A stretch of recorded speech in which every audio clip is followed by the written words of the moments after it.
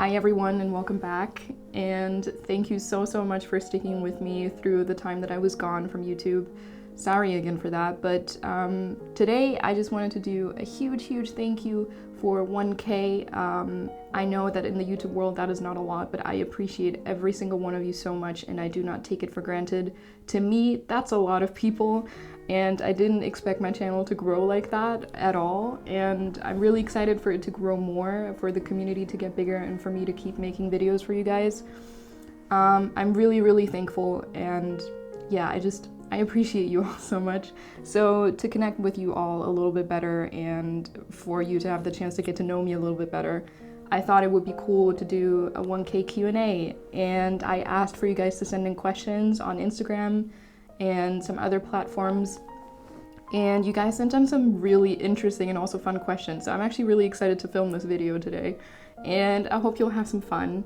If you want to answer any of the questions, please do. I would love to get to know you guys better as well. Like, these questions are not just for me, they're also for you. So if you want to hop onto your keyboard and answer them with me, I would be absolutely thrilled to read all your answers and get to know you guys a little bit better as well.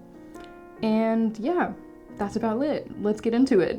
Okay, so the very first question was, if you had a time machine, what time period would you visit and why? This is a question I had to think about for a little bit. I didn't think about all the questions in advance, but this was one I was actually thinking about, because when I got the question on Instagram, I was like, damn, you're asking me things. So I think I would answer it this way. I would go to ancient Egypt. First of all, I was obsessed with ancient Egypt as a child, and that is like, some of my favorite memories are in museums where we looked at like ancient Egyptian exhibits and stuff like that. And also I would love to learn Kemetic yoga and the Kemetic yogic system as a philosophy as well. So I feel like it would be cool to travel back in time and be taught by maybe some of the developers of the system. So that would be really cool. Okay, the second question was, where are you from? This is an easy one compared with some of the other questions, but I am from Germany. Currently I'm living in the Netherlands though to study. So I'm a little bit all over the place, but I am from Germany originally. Okay, third question was, if you wake up with no fear tomorrow, what would you do? Okay, this is also a really tough question. I didn't think about that one in advance. If you have an answer for that, please tell me. If I woke up with no fear tomorrow, I would start writing a book. I've always wanted to write books, multiple books, and I feel like there's a book inside of me that wants to come out, but I don't feel brave enough yet to start writing it. I'm not gonna say what it's gonna be about. I already have some ideas, but I want that to be a surprise for the future. Very far ahead future. But if I had no fear, I would do that, because I think it takes a lot of bravery to put your thoughts out there, for them to be critiqued, and to be brave enough to write something from the start and finish it as well. That would be like a huge project, and it would take bravery to trust yourself and the words that you write, and for them to have meaning and to have purpose. So yeah, that's what I would do. Okay, someone asked me, you can see through people, can't you? Like, your third eye is wide open. Okay, so to me, my third eye has to do with my intuition, and my connection to source consciousness, as I like to call it. Use whatever name you like. And I do feel very connected to my intuition and source energy. Some days more than others, some months more than others, obviously. My third eye is not always super open, but I tend to be very connected to my intuition and listen to it above all else. And that has helped me with other people and getting to know other people and becoming intimate with people. I tend to receive information a lot, like downloads, if you want to call it that, about myself, or things that I want to say to other people when they're going through something, while I'm writing, or I just hear thoughts in my head that are like intuitive hits about what I could do to help someone else. So I feel like everyone has that ability, because we are very connected, every single one of us, to every single other person out there. And being able to get intuitive hits and be connected to source consciousness is something that we all do all the time. Some of us are just more aware of it than others, and we use it for different things. But yeah, so I believe everyone can do it, and nothing about that is special at all. If you truly become intimate with someone, then you know how it goes. Like when someone has a problem, they come to you and you really know them well. You know what to say, and that's intuition to me as well. That's your third eye speaking together with your heart chakra. So that was a very long-winded answer. But yes, my third eye tends to be accessible to me and I can open it. But I still have a lot to learn and a lot to work on. But my intuition is something that I use for literally everything, and it's very, very dear to me, and it has served me well. So yeah, I hope that answers the question. I don't know. Okay, next question was, how do you stay organized? This is one of my favorite questions ever, because I get very nerdy about organization. I love organizing things, but my main system for staying organized is Notion. You probably heard about it.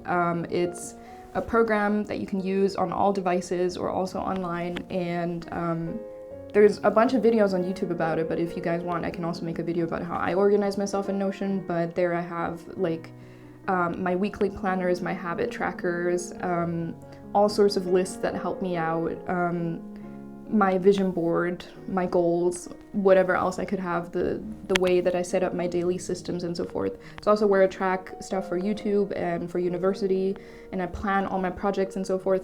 So Notion is like the number one way, and then I obviously use my phone calendar to do time blocking stuff. So that's like the number one way I stay organized. And I also do monthly, sometimes weekly resets where I completely clean out my digital space and look through everything that has to be planned and organized for the next month. And that's really, really helpful because it helps me review my goals and my systems for the upcoming month so that I never become like static or stuck in systems that no longer work, if that makes sense. And I stay up to date on what's going on with my life. So I'm living it with intention and purpose and not just going through the motions of every single day, if that makes sense. So those three things, Notion, calendar, and resets, those really, really help me to stay organized and stay productive. Okay, next question was, what are your hobbies? So I do a lot for university, and when I have Wi-Fi, I also do a lot for YouTube. It does take quite a lot of time, but next to that, I love to read. I'm a huge reader. Obviously, since the pandemic started, that habit has only gotten bigger and taken up more of my time, but I love to read. I love to go into different worlds, and I love to live out as many lives as possible through books. I also love to learn through books. That is like my main medium of taking in information and developing myself and learning about the world. But I also love just going outside for walks and meeting with friends and stuff like that. I do love meditation. That is also a hobby, and yoga. I do yoga on a daily basis. And what else? I also love to cook. That's a huge one, but only if I don't have to. I hate having to cook on a daily basis, to be honest, but when I have time or when I'm cooking for someone else, I love doing that. I love cooking for other people, because cooking just for myself is kind of boring, and it gets old, and then I just tend to do the same things over and over again, which I should learn to take care of myself better when it comes to that. But when I'm cooking for someone else, I love to go like all out and make something special. So yeah. And then I also have plants that I love to take care of, and when I'm back home with my family, also 2 dogs. So those are a full-time job, but yeah, I love those 2 as well. And I dance a little bit, so that's another hobby. Okay, someone asked, do you believe things happen for a reason? I do.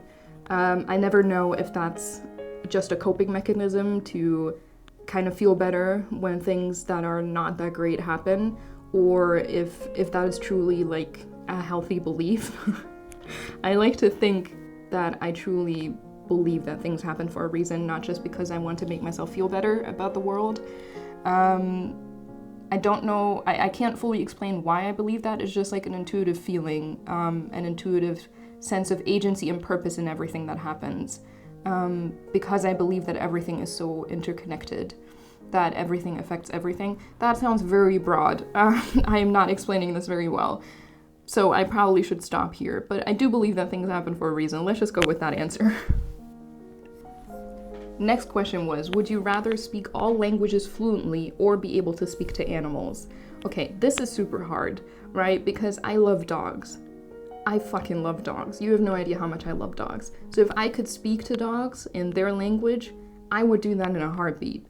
But it's also really, really advantageous to be able to speak other languages and communicate with humans from all sorts of cultures. I would love that too, and I do love to travel, and it's just so much nicer to be able to speak to people that are natives in the country that I'm in. So that's cool. But I think I would still pick animals, to be honest. Because, like, I don't know. Of course you can communicate with animals in like, non-verbal ways. That's obviously possible, and we do it all the time. But you can do that with humans, too. So I think I would love to just be able to talk to my dogs and know what they're thinking. I don't know if that's a stupid answer. It would probably be more productive to learn languages, like human languages, fluently. But how cool would that be if you could just go to the zoo and, like, talk to monkeys or something? I don't know. Or, like, talk to the polar bears. I love polar bears. They're so fluffy. So I would love to speak to animals. All of them, if I could. It would also be cool because maybe I could overcome my fear of snakes. I have a really, really bad fear of snakes, and if I could talk to them and understand them better, I think I might be able to overcome my fear. Is there a story behind your name? If so, what is it? So my name is a Brazilian name because that's where my mother comes from, and I don't actually know the meaning of the name specifically. I didn't look that up. The story behind my name is that my mother was partially brought up by a woman called Elsa, who is now part of the family. Essentially, we're not blood related, but she is kind of like an aunt or grandma to me as well, and she was like a mother to my own mother. So when I was born, I was given her name because that was someone very, very close to the family and someone my mother loved very dearly. So yeah, that's the story behind it. Alright, so the next question was, what is your favorite place that you've ever traveled to? And this is such a hard question to answer. It is so hard to pick because I've been to so many cool places and I'm so grateful for that, and every single place I've traveled to was special to me for a different reason. I've been to Bali for 3 weeks a few years ago, and that was a super special place to me, even though I didn't even see all of the island, just because I was doing yoga there and going to retreats and so forth, and the people I met there and the growth that I went through there and the things that I've learned and how close it brought me to myself and also to other people, that was super special to me, and those memories and those feelings are still tied to that place. So that's super special to me, but not because of Bali in and of itself, even though it's so beautiful, but because of the things that happened there and because of who I was and who I became there, because of the place and the people. So, like, that kind of makes it hard to choose a specific objective, like, place on the earth, you know? But if I had to choose, I would go with a specific national park that I went to in Australia. I forgot the name to it. I know exactly how to get there, but I forgot the name, conveniently. But it's special to me because I was in Australia for quite some time traveling around by myself, and I was sleeping in my car, so I would spend the nights on camping places or like national parks and stuff like that, and then go hiking throughout the day, and that was like my thing. I did that for quite some time, and I love hiking, and Australia is amazing for that, obviously.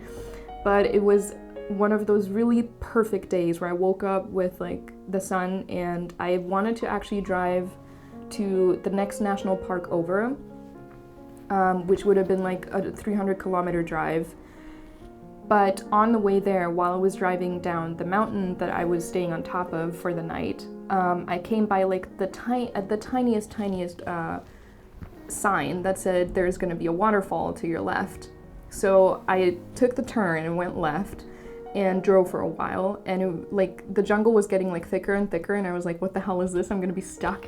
And I was like in this tiny car, so I didn't know if I was gonna be able to get out again. But eventually I came to a parking lot, and I saw the most beautiful, gorgeous, huge waterfall I have ever seen, and I stumbled upon it by accident, which is how the best things happen.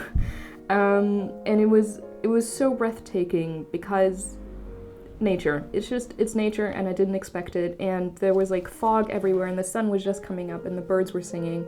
So I went hiking down to the waterfall and just spent the day there, and that was like the most amazing place I've ever been to.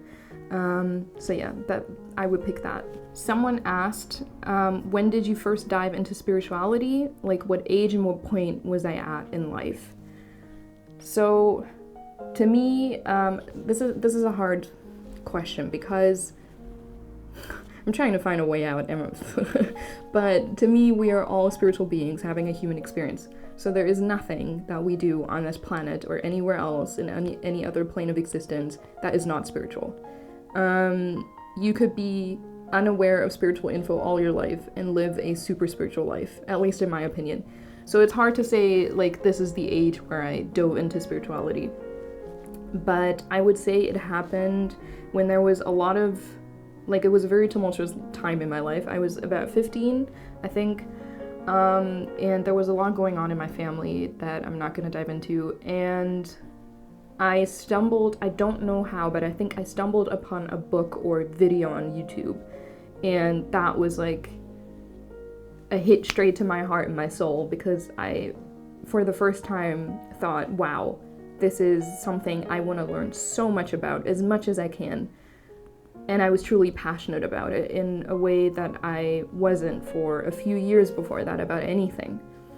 And that's kind of how I found my love for it. A lot of us, I think, find spirituality because shit happens.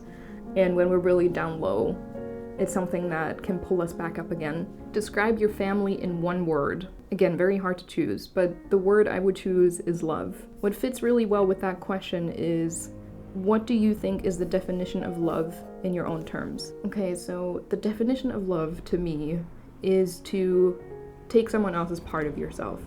If any of you spent some time on YouTube, you know who said that first. Comment it down below if you know.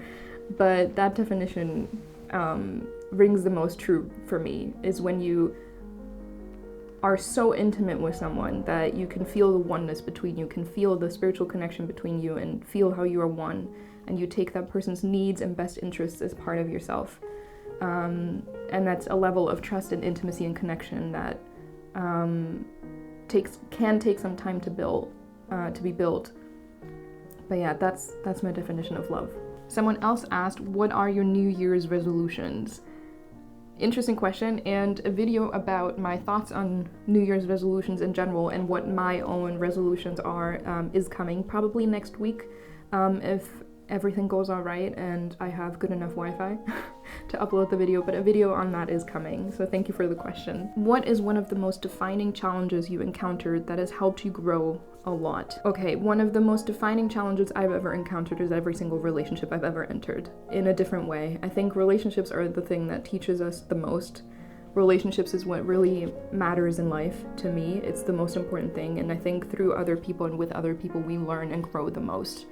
So, and I also think I've gone through a lot of patterns, cyclical patterns of experiencing the same things over and over again with different people that I had to heal.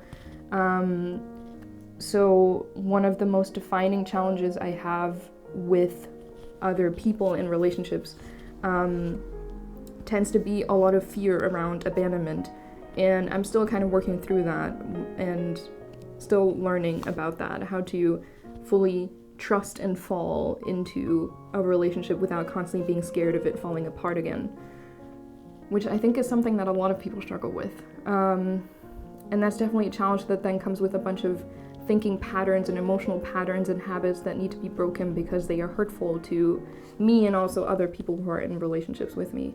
So that's something I'm currently working on. When have you felt your biggest adrenaline rush? This is also a great question.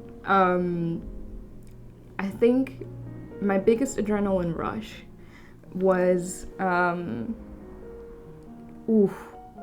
great question. Like, so many moments are popping into my head and I don't know how to choose. I think my biggest adrenaline rush when I was traveling for the first time by myself, alone, and I stumbled upon a place in a country that I won't name because this is all a surprise for the future. But I stumbled upon a place where for the first time ever, I felt at home in a physical place. And it was in this beautiful garden a botanical garden, and I stepped foot into it, and for the first time ever, I had this feeling of instant belonging with a place. And it sounds so stupid because I had incidences with people where I felt instant belonging as well, and those are like great moments too. But something about this place just stood out to me. Because I always tended to have issues as a child with feeling at home somewhere and feeling belonging somewhere. And the people I was with usually are what gave me a feeling of belonging no matter where I was, but I still had issues sometimes. And I always wanted to have a physical home where I feel that I belong. And when I found that place, like everything was just, my mind was completely blank. My heart was beating super fast and I was starting to like breathe faster and stuff, and I was just like, it was like one of those moments, you know, where like in books about wizards and stuff or movies where they have they're at the eye of the storm or something, and the storm is like raging around them, but they're in the middle all quiet and stuff, starting to float. That's kind of what it felt like. I don't know, that's a weird description. But that was one of my biggest adrenaline rushes. And on place number 2 is I was snowboarding with my family, and we went snowboarding at a new place that I've never been at to snowboard. And right after you came up from the lift, you had to go down quite a ways to go up again before you got to the actual skiing tracks. And I hadn't snowboarded at that time for 2 years. And to me, it seemed so steep, and you couldn't brake because otherwise you would have had to walk up the hill on the other side, and that would have been embarrassment, shame, tragedy. So that was a fucking adrenaline rush. I still remember that. I'm starting to sweat just thinking about it. Man, that was so much fun. That was a good time. Next question was, how do you set spiritual goals? How do I assess what I need to work on spiritually? Again, I think my previous answer also applies to this. I don't, to me, everything we do is spiritual. So you don't need to be working on something specifically that is spiritual for you to be working on something spiritually. Do you know what I mean? And I also tend to favor setting systems above setting goals. I personally don't set spiritual goals because it's very hard for me to figure out where I want to get to. Like the healing always looks different for every single problem, right? And I don't have the goal of opening my crown chakra or something like that. That is not something that I specifically work on. I tend to have spiritual systems that bring me further on a trajectory of development. And systems means habits, things that I do on a weekly, daily, monthly basis, things that I do on a yearly basis. And I think as well, spiritual problems do tend to come up, and we know what we need to work on intuitively when we run into problems in our lives. I think our lives show us what we need to work on quite obviously. And journaling is one of the number one ways in which I figure out what the problem is and how to heal from it. So I think if you're going through something, to journal about it is to figure out what goals to set, essentially, or what systems to set to heal. I don't know if that answers your question, but I don't think it's necessary to set spiritual goals, because I think your life throws enough things at you that you need to work through, where you need to look at your own patterns and heal. And that could be a goal. It could be your goal to connect better to yourself by being there for yourself when you're going through something. It could be a spiritual goal to connect better with other people and to be more intimate with other people and have better relationships. But those are all things that come up when they come up, and it's not something where I set a specific time frame and then a plan on how to attack it. So that's why I'm saying systems are more important than goals, because that's, I think, how we grow the best, is by tackling things as they come up, obviously, and by having systems that prevent problems from arising and that also help us develop ourselves more. Systems like, for example, daily meditation, yoga, if that's your thing, journaling, shadow work, parts work, systems like tarot that help you connect with your intuition, dancing, nature walks, intimate connection with other people. All of those things are spiritual activities, but they help you grow, they help you stay present, which is the best practice ever, and they help you recognize when there are problems and how to work through them, essentially. I hope that answers your question and didn't make it too complicated. I'm sorry if it did. Next question, if you had a theme song, what would it be? Okay, this was a question I also saw and I was like, fuck, I'm not gonna know how to answer this one. Because I feel like depending on the day, my theme song would be very different. I think if it was like a regular schmegular day, it would be a very slow and soft song. Maybe even something that's lo-fi or just a binaural beats thing. But I also tend to be a very, very passionate person and a very active person, almost aggressive in my approach to life, and very intense.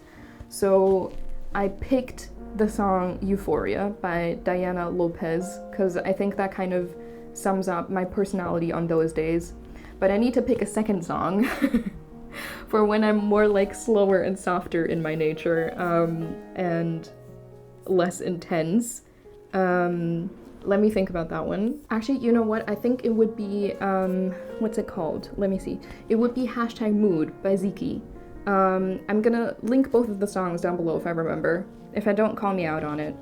But I think those two songs sum me up. But actually, I should be asking that question to my friends, not myself, because when you make a theme song for a character in a TV show or something, you know a lot about the character, right? You have like this outside perspective on the character. So I think it's easier to find a theme song that actually perfectly fits. So I think it's also easier for people that know you very well to pick a theme song for you instead of you picking yourself. So I should have asked that question to a bunch of other people before I answered it. But yeah, if you had a theme song, what would it be? I would love to know, because A, I love finding new music, but also I think it says a lot about the person. What are your favorite books? Very hard question, because like I said, I read a lot. And so I think I would have to categorize my favorite books per year, instead of saying my favorite books in general, because that is super hard to answer and I can't. I would have to pick between babies. That's incredibly hard. So I'm actually planned, based on that question, to make a video very soon, this month or next month, about my favorite books of 2020, so that you guys know what I'm kind of reading. And I also wanted to make a video on what I plan to read for this year. Things like that are super flexible for me, and I just read whatever I want to, but sometimes it's kind of nice to look at what kind of books I definitely want to get to throughout the year, because it makes me excited to read, and it's just nice to plan things for me and organize. So let me know if you're interested in videos like that, but I plan on filming something like that to answer the question.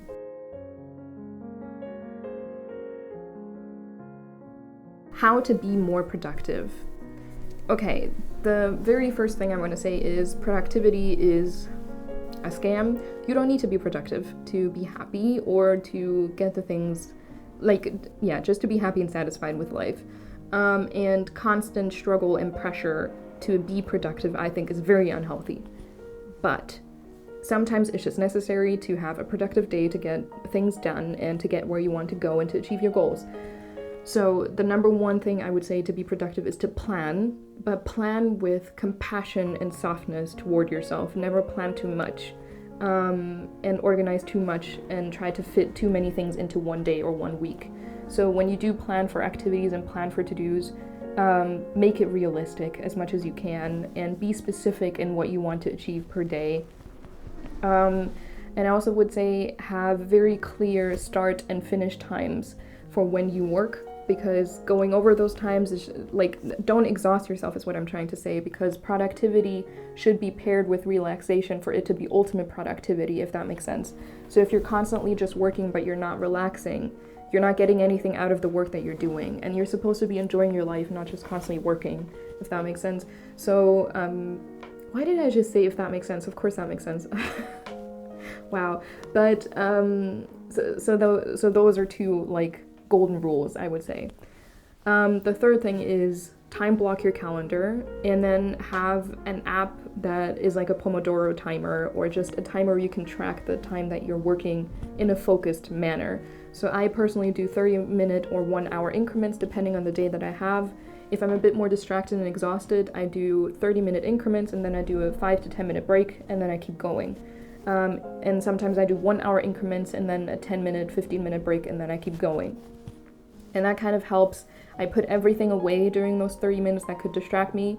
and do whatever work I need to do. I tend to listen to binaural beats in the background or meditation music or lo-fi, whatever the mood is for the day, and that, like, if it's a repetitive sound, it helps me get into the mood and helps me get into flow, if that makes sense.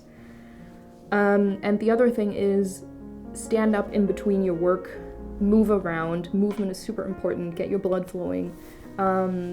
Get fresh oxygen if you can, like go outside, because I think that really helps reinvigorate your senses.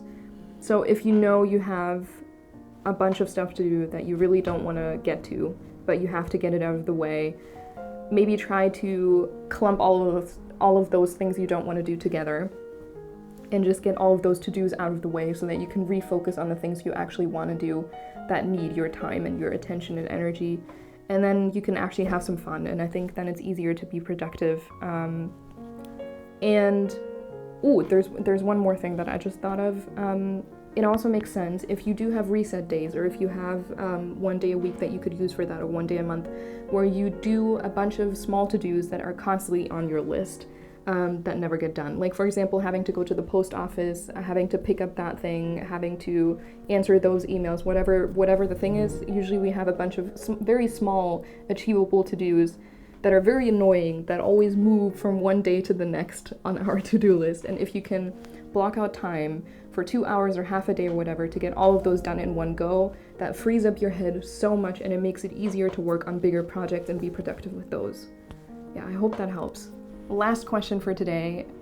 If you could know the absolute and total truth to one question, what question would you ask? This is such a hard question. Thank you to the friend who sent me that question. You're putting me in a tough spot, but I love the question so much. I think the question I would ask is how to connect with literally anyone.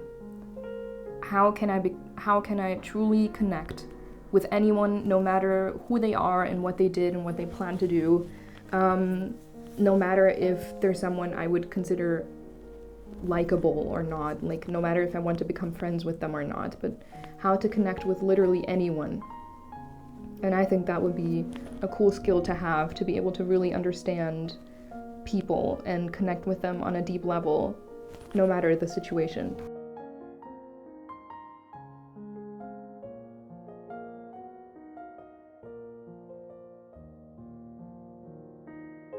Yeah, let me know what you would ask, because I think there's a lot of interesting questions you could ask, obviously. Like obvious ones, like what's the meaning of life, or what happens after death. Those are all great questions too that you could ask, but I think I would ask that one first. But yeah, let me know how you would answer the question.